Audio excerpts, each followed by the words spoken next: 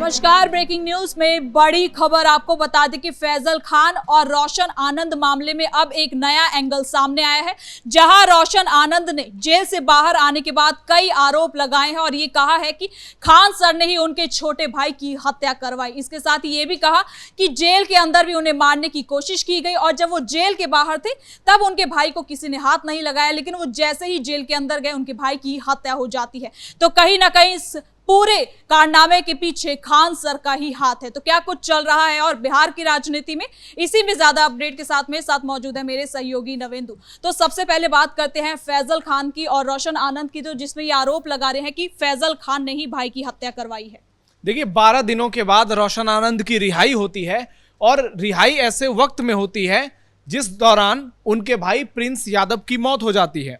और मौत को लेकर अब जिस तरीके से लगातार बयान सामने आ रहे हैं, चाहे वो तेज प्रताप यादव के बयान हो या फिर रोशन आनंद के बयान हो, सीधे तौर पर इस बात की पुष्टि ये लोग कर रहे हैं कि प्रिंस यादव की हत्या के पीछे फैजल खान ही जिम्मेदार है। और अब मामला जो है पोस्टमार्टम रिपोर्ट पर टिका हुआ है। कुछ घंटों में पोस्टमार्टम रिपोर्ट आ जाएगी तो उसमें बहुत सारी चीजें क्लियर हो जाएंगी। लेकिन रोशन आनंद जेल से जैसे ही बाहर आते हैं, वो सबसे पहले यही बात कहते हैं कि उनके भाई प्रिंस यादव की हत्या फैजल खान ने ही कराई है। दर्शकों को बता दें कि जो विवाद दोनों के बीच चल रहा था, जो केस हुआ था, उसमें रोशन आनंद के साथ साथ उनके भाई प्रिंस यादव को भी आरोपी बनाया गया था और गिरफ्तारी से बचने के लिए वो नेपाल चले गए थे और पिछले कुछ दिनों से वो नेपाल में बने हुए थे लगातार।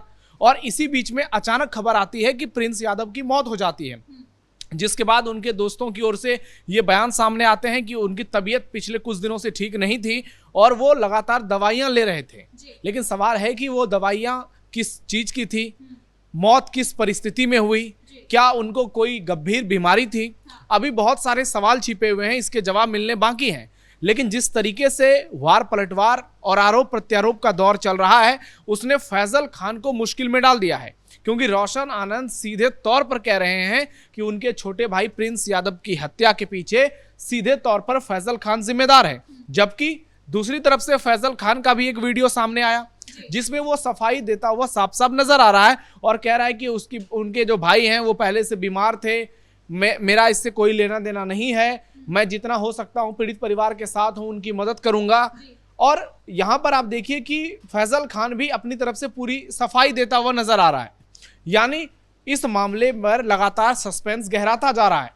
लेकिन फैजल खान की जो बॉडी लैंग्वेज है, उसके बोलने का जो तरीका है, उस पर अब सवाल उठ रहे हैं कि आखिरकार फैजल खान इस तरीके से क्यों लोगों के सामने आ रहा है।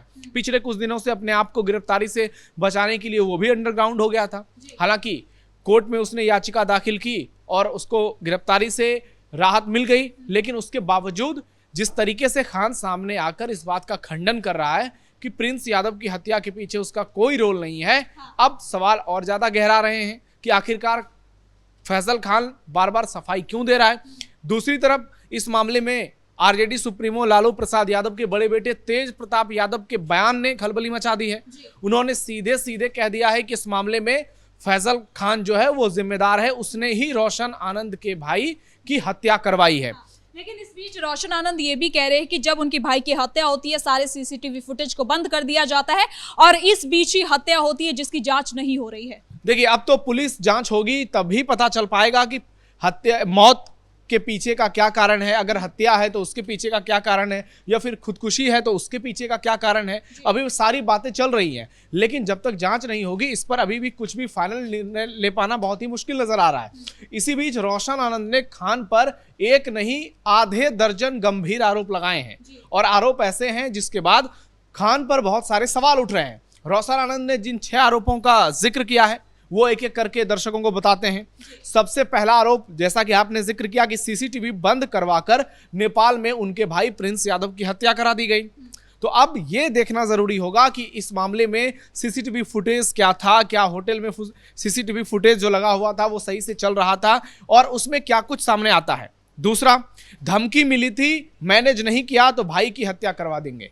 यानी धमकी के सीधे तौर पर आरोप लगाए जा रहे हैं और कह रहे हैं कि मैनेज नहीं किया, यानी उस पर यह दबाव डाला जा रहा था कि अगर मैनेज नहीं किया तो भाई की हत्या करा देंगे। अब रोशन आनंद अगर इतने बड़े बड़े दावे कर रहे हैं तो उनको भी प्रूफ देना पड़ेगा। ऐसा नहीं कि हवाई बातें करनी पड़ेंगे। तीसरा, खान के गार्ड ने जेल के अंदर मेरी हत्या की कोशिश की। ये एक और बेहद गंभीर आरोप है कि खान के गार्ड ने जेल के भीतर मेरी हत्या की कोशिश की, यानी दोनों एक जगह ही जेल में आसपास होंगे और वहां पर इनका ये आरोप है कि जब ये जेल में थे उस दौरान इनकी हत्या की सीधे तौर पर कोशिश खान के सिक्योरिटी गार्ड ने की।